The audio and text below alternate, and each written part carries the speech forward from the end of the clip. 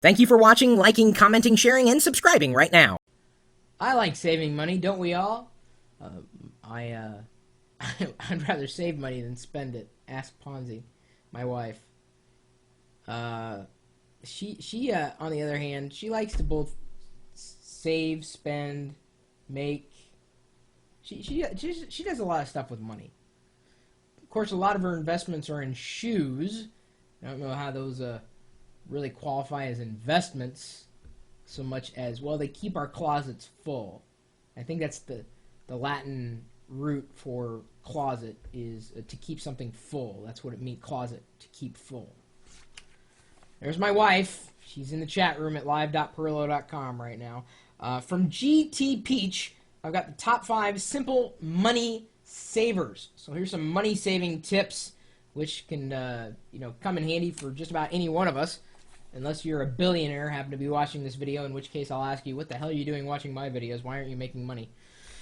Number 5, in investing, never spend more than you can afford to lose. The markets are volatile. Plan to lose all of it, and you'll be okay with a little loss. Spend more than you can afford to lose, and you may be in trouble. That's very true. And the same goes for if you're wanting to take a gamble. I mean, that's kind of what investing is. It's a calculated gamble, so long as the odds are in your favor. Number 4, discern what you really need from what you think you need. It will save a lot of money each month. Do you really need that meal out or that extra outfit? Is Starbucks really worth $4 a morning, or can you live with a $1 quick trip French vanilla cappuccino? Coffee is probably not a good thing for me to talk about, but I will tell you, I was probably driving more than I needed to drive to pick up Pete's locally, freshly ground. As soon as I stopped doing that, not only did I save time driving to the location, but certainly has been a lot cheaper to do that way. I mean, not just in gas savings, but in time savings. I have finally mastered, the French press here at home, and I get a good flavor from it. But it is true, you've got to keep in mind all these small expenditures that can add up. Just recently, as a matter of fact, Ponzi and I went to REI, and this is not a plug for REI necessarily, but a while ago we had picked up some hiking boots because we were planning on doing some hiking one weekend. We were invited somewhere up Snoqualmie, I think is what it was. And the Ponzi, yes, we know you love REI. In fact, I think I have REI coupons on my blog. Anyway, so this was a couple years ago, right? We bought these shoes. Well, Ponzi calls up, and because we were going to return something else that she had for a while, and I'm not going to go into that, but they'll take anything back. Without a receipt, you just take it back. Like, we never really wore those shoes. We said, well, we didn't use these shoes. It's just, we got them. They took them back.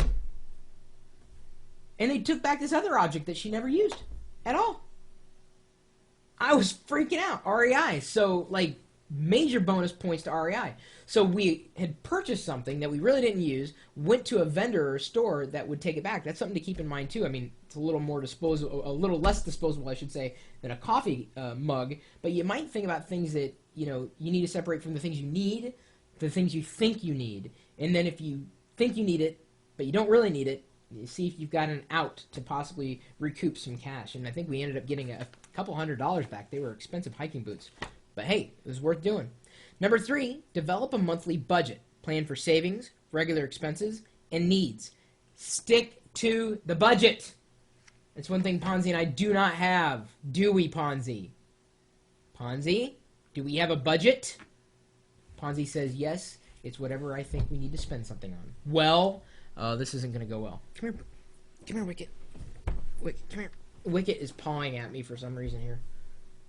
It's a hard thing to stick to. Yes, it is, especially if you have a shoe addiction. Number 2, plan your shopping list before you go. Decide exactly what you need and how much you're willing to pay for all those items on your list. If you're grocery shopping, remember that brand names aren't necessarily worth the price hike. A lot of money could be saved by buying the generic brands of items or objects in a grocery store. I would say for the most part, that's true. You also, it's a cardinal sin to go shopping if you're hungry. Always eat before you go grocery shopping. That's just Otherwise, you look at something and you're hungry for it, so you get it. And then you leave the grocery store going, oh, I really didn't need this much stuff. And it's also true that if you go to the grocery store and you're only planning on picking up a couple items, get the smaller basket, because if you go in there with a full-on cart, you will fill that cart before you even know it. You just keep throwing it in there. So the bigger the basket, the more you'll try to fill it up. That is absolutely true. I don't know, there's some psychology thing going on with the basket thing. Number 1, set money aside for savings each paycheck. Even if you can only afford $20 a period, it adds up over time. With this, I recommend moving this money over into your savings account as soon as the money is deposited so you won't be tempted to spend it. Keep in mind that there are online banks like HSBC, etc., that will give you more interest. Their 5% is much higher than the bank average return. That's another thing to keep in mind. It may be better off to move your accounts or the money inside your accounts from one to another if there is a benefit from moving from one to the other. Ponzi told me something about a money market account that the bank didn't tell us about, and we had to figure it out on our own, and then we ended up saving money by doing. We ended up making money and saving money in the process by doing it. The banks aren't necessarily going to tell you the latest information. You've really got to do a lot of this research on your own. And for that, I'm very thankful GTP has brought up this subject. If anybody else out there has got financial advice, legitimate stuff. This is just dealing with stuff day to day, but I am looking to share just hardcore financial advice with the community. If maybe that's your background, maybe that's your job, maybe that's what you do. If you've got any money-related tips, I'd love to see them. I'd love to read them. I'd love to share them. Ponzi's always looking at this stuff. In fact, I wouldn't be surprised if she's got some financial websites open on her computer right now. Do you, babe? Look, she's right there.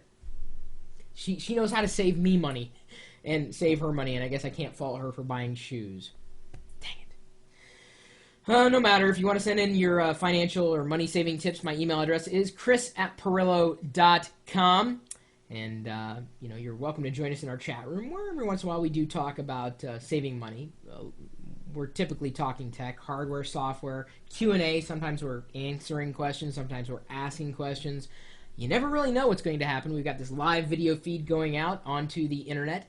It's open 24 hours a day, 7 days a week, 366 days a year. At least on years that there's a leap year day. We're always open at live.pirillo.com. We'll see you later.